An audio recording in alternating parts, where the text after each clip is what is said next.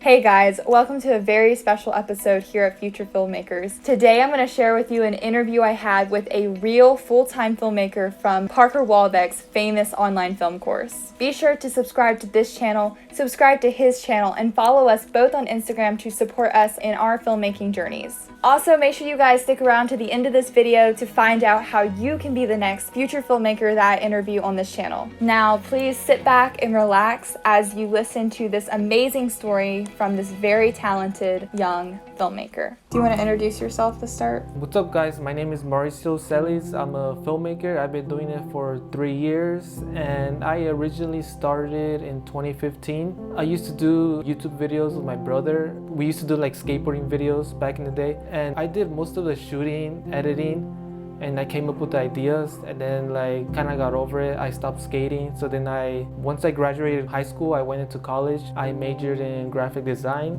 and then there was this one day where I was watching TV, and then a TV show came out named Dare to Live, hosted by a filmmaker named Rory Kramer. Just the intro, it inspired me to like be a filmmaker. So then I got my camera that year. It was on 2017. I got my camera in December, and then I just started shooting, and then I started watching YouTube videos on tutorials. That's when I discovered Peter McKinnon, I discovered Parker Walbeck, I discovered Sam Coder. So then I saw Parker Walbeck's ad on FullTime FilmMaker, so I decided to join. I watched his webinar, and then here I am. Yeah.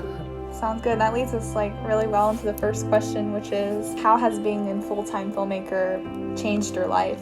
Is it worth the cost? Oh yeah, 100%. When I first heard of it, like I didn't even know that much about filmmaking. I was just watching tutorials. I watched like 3 of his webinars to convince me to buy it. So then like I learned like a lot. Like it goes you like step by step, what equipment to buy, the settings, the creative side. There's even like job shadows. So like in the real world, they show us like how they shoot, how they communicate with their clients. I feel like I learned way more on that course in like a month than the full 2 years I was in college, which is like insane, and it's a lot cheaper. I highly recommend it if you're interested into filmmaking. Definitely check out the course, check out the webinar, check out his YouTube videos. The videos he posts on YouTube are like exactly the same as the online course. So that way you know what to expect. Yeah, I highly recommend it. What is your story, and at what moment did you realize you wanted to be a filmmaker? Actually, when I first discovered that TV show, it inspired me to just like shoot video. I didn't really want to be a filmmaker, like do that as a career or for a living. I just wanted to shoot videos,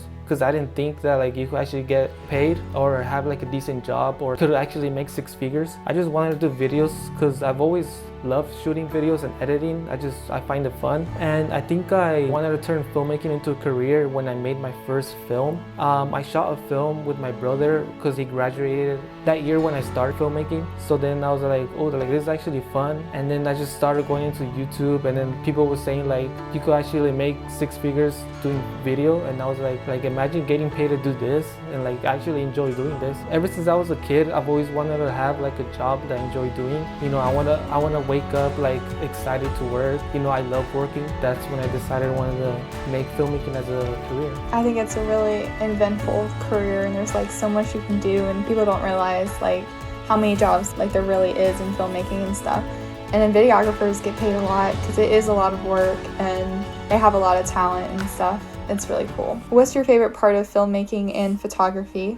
The shooting or the editing or any other job? It's kind of hard. It depends on the project, I guess. To be honest, sometimes when I'm shooting a commercial and like I guess the framing or like the image doesn't look as good as I imagine, and I'm like, this doesn't look so good, or like I don't know, I get like I kind of don't want to do it because I kind of just want to give up, because I don't know, I had high hopes. I've actually tried filming 2 commercials and then I didn't like how it looked, so I just like gave up. I deleted the files because I didn't have confidence like this video is not gonna come out good. I would say like I do enjoy shooting, but there are certain times where I just want to edit, you know. But then like usually the times when I do enjoy shooting are like usually like travel videos when you're like outside. Some commercials I do enjoy doing, but it depends on the commercial. Editing, I do enjoy editing, but sometimes I feel like, you know, I just want to get this done. I want to get over it. Like a wedding, I don't really like editing weddings. Even shooting, I don't like shooting weddings. So to answer that, I guess both.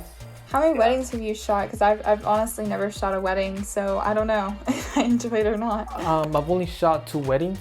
Do you enjoy real estate? Not really. I mean, it's like okay, I guess. It's like, in my opinion, it's kind of boring. You're just shooting the house, you know? But also, like, it's easy to shoot because there's no pressure. No one's telling you what to do. No one's telling you, like, oh, get this shot. Or obviously, the real estate agent's gonna tell you to get this shot, but like, there's like no pressure at all. So I recommend, if you're a beginner, to go for real estate. It's like the easiest genre you can shoot. So, what is your favorite piece of equipment you own, and is this a must-buy for all filmmakers out there? See, I mean, I have a lot of favorite equipment, but I feel like the one I enjoy most is the stabilizer. I own a Gladcam and a Ronin S. The reason why I love it is because it's like a game changer. You know, you could get smooth shots, kind of like what you get from a movie or what you watch from a movie. And if you're gonna travel or shoot a wedding or videos that require like a talent that you have to follow, the Gladcam or Ronin S is like a must. You could even start with the Flycam. It's like a cheaper version of the Gladcam. I think it's like $200. The Gladcam costs I think $500, but that's brand new. You could get a used. I got my used Gladcam for $200, something like that, somewhere around there. A stabilizer is definitely a must. Also, you need to have like great audio. Like, audio is like half of the viewing experience. I mean, I'm using the lav mic right here, a $200 mic. I have a Rode mic. I highly recommend you investing in a good mic. It's very important. Actually, fun fact, I just got the Ronin SC. Oh, really? So I've never used it before, but I'm really excited because I've been very frustrated in the past with trying to get like smooth shots, and it's very difficult. You're gonna get amazing shots. Like, I'm really excited. Where do you see your filmmaking career in 10 years? hopefully eventually having clients I want to work with, like huge clients. That's actually my goal, to work with clients like big brands like Adidas or like Puma, like those type of clients. I actually like shooting commercials. I enjoy shooting those. Also like products, you pretty much have like creative freedom to do what you want. So yeah, like have, you know, high paying clients. Also being able to travel, having clients where they require me to travel. Yeah, that's my vision in 10 years hopefully. Yeah, they pay you to travel. That sounds like the dream job. Yeah, for sure. Like, go to like a really pretty country just to shoot it. Yeah, I'm like, that's crazy. So how has the state of the world impacted you personally, and what have you learned specifically? Job that I have right now, I'm working with a production company, and we actually went remote. So like I'm working from home right now. I should be working, but it kind of did affect us. I haven't been to the studio in like since March, ever since they started shutting down everything. I've been working from home ever since, and I don't know, I kind of miss. Right now, I don't even shoot that much with the clients that they have. I'm just basically posting photos and videos on my clients' social media pages, and I don't get to shoot as often. But I do shoot at my own time, like with my own projects, so that's good. And then also what I've learned about COVID is that video is important. You know, like video's taking over. Everybody's doing video. Like even the church that I go to, they did video for like a month or two, because I think that was when it was shut down completely. I feel like people are realizing that like video, social media, digital marketing is way more important than they thought. And I feel like it's a great advantage for us, since like it'll be easier for us to get jobs. I mean, that's what I actually got a learned so job far. because of coronavirus. Like my first ever job, I just I've never really reached out to anyone before, but I got really lucky. But it was due to coronavirus. I reached out to like a local dress store in Colombia. They've had no sales for dresses, like because of the shutdown, because there were no proms or anything like that. And it really affected them personally. So like when I contacted them saying, oh, hey, I charge barely anything, and I am a videographer. Do you want me to make a commercial? They were like, this is it. This is what's going to help me get my business back and running. So it's definitely like a huge opportunity for all those videographers out there to like get jobs. Yeah. So yeah, for sure. What is your proudest piece of work and why? That documentary I did, Find Your Passion. I think you've seen it, right? Yes, I have. That's how I found you. Yeah, I think that's my favorite so far. I'm not like 100% satisfied with it, because there's always room to like improve. There's always room to be a better filmmaker. I feel like filmmakers are never gonna feel satisfied with their work. For me, I feel like I'm never gonna be satisfied, because I always want to learn. I always want to get better. I always want to improve. I want to have that like mindset. So yeah, I think as of now, that's my favorite piece, because I was originally gonna just do like a regular travel video, but then I decided I should add like a story into it. And yeah, that's the reason why I like it, because as of now, because of the story. Yeah. It was very good. I think those personal stories about like your life and stuff like that is like so impactful to other people who may be going through the same thing. So it was really, really good. If you haven't seen it, you should check it out. Find Your Passion on your YouTube channel.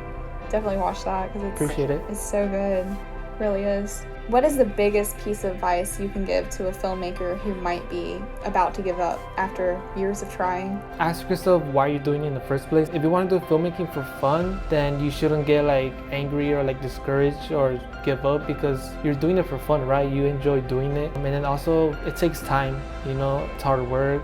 You have to be patient. Also, if you like feel like you're not like good enough, or like there are other filmmakers who are better than me, there's always gonna be someone better than you. You just have to like stay in your own world. You have to be better than what you were yesterday, last week, a year ago. I've been saying that to myself ever since I started. This year, I'm gonna be a much better filmmaker than I was last year. Just keep saying that. I mean, hopefully you get better and hopefully you don't give up. And then what does your YouTube channel and Instagram page have to offer all those young aspiring filmmakers out there? So both my YouTube and my Instagram, I do like little like tutorials, like short tutorials, especially on YouTube. Like whether if you're a beginner or also if you just like videos in general, I try to do like effects or like just cool little edits for people to enjoy. Also, I do tutorials, so that way if you're a beginner filmmaker, you could learn something from there. Also on my YouTube, I do tutorials. I upload my edits in there, my films. Hopefully you learn something from there. But yeah, I try to help as much filmmakers as I can. And again, your content's really good. Thank you. People should subscribe. I actually find it hard to believe that you don't have like thousands of subscribers yet. Yeah, people have said that a couple of times. Like, you deserve more subscribers. Subscribe to us both.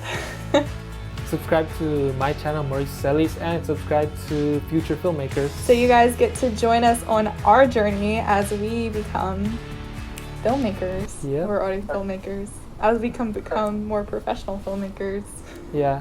Awesome, but this is a really good interview. I love doing these because I feel like I get to meet you guys personally, and it's really cool to hear all these like really cool stories and stuff. Yeah, it's nice to meet people who, you know, we're into the same thing, you know, like, you know, we're both passionate about the same thing. I don't know, that just gets me excited. Yeah, and like California and South Carolina, like I don't think you can get much further than that. And we're just here talking about something that we're both interested in and sharing our experience and our advice, and it's cool. Yeah, it's awesome. All right, so I mean, that's it, I guess. I hope you guys enjoyed that amazing story and feel encouraged to keep pursuing your dream of filmmaking with confidence and passion today. Now I'm going to show you guys exactly how to apply to be the next future filmmaker that I interview. Go to my website, futurefilmmakers.co, scroll all the way to the bottom of the page and fill out the contact form. Fill in your name and your email. Under the subject, be sure to type Future Filmmaker Interview. Then type me a message giving me just a little bit of information about yourself and your story. Don't be afraid to get a little personal, and don't worry, it doesn't have to be your whole life story or anything. I hope to hear from all of you soon.